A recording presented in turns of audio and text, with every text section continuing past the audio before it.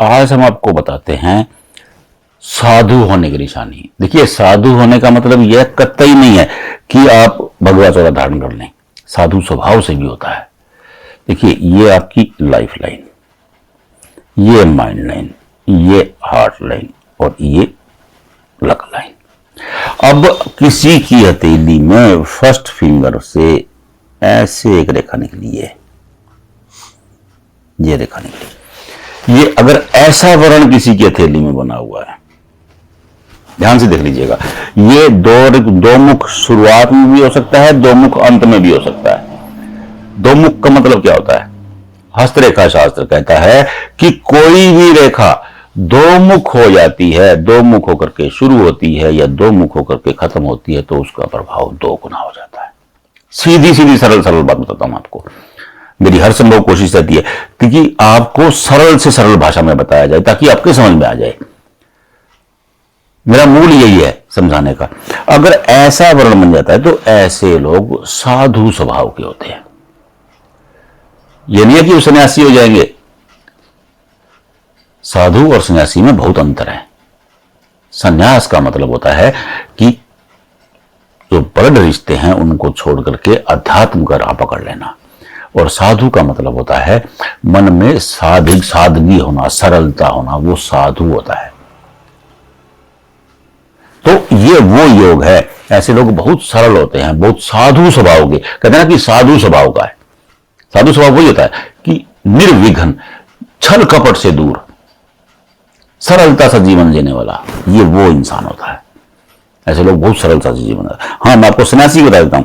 अगर यहां से एक रेखा ऐसे उठती है और ये सीधी ऐसे आ जाती है, देखिए, और ये रेखा यहां वर्ण बना देती है, ये सन्यासी हो जाना है।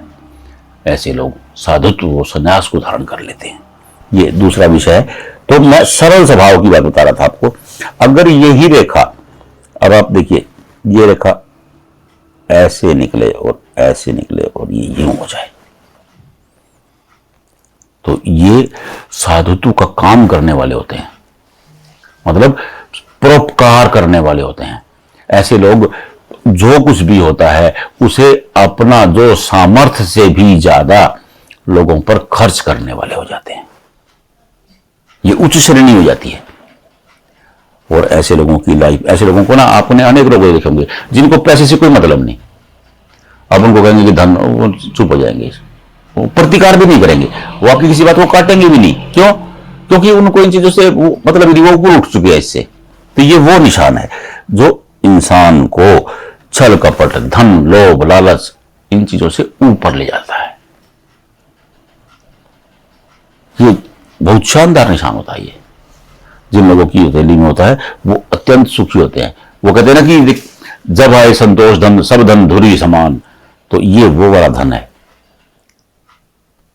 संतोष, इन लोगों के मन में जो संतोष का भाव आ जाता है ना, तो ये धन, काम, क्रोध, लालच, मोह, इन चीजों से ऊपर इनको कोई मतलब नहीं होता।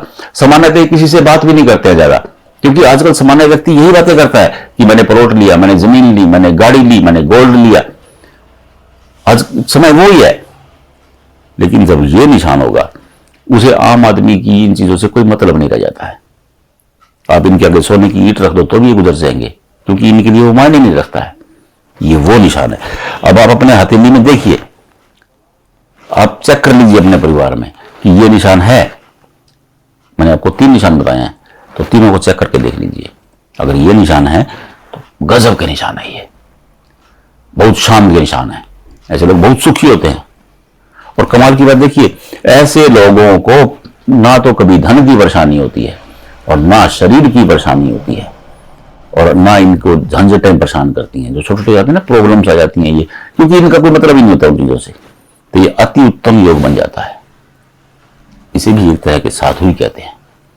आप अपनी थैली में चेक करके देखिए, अगर आपकी थैली में ये रेखा है तो ये अति उत्तम रेखा है, अति शानदार रेखा है।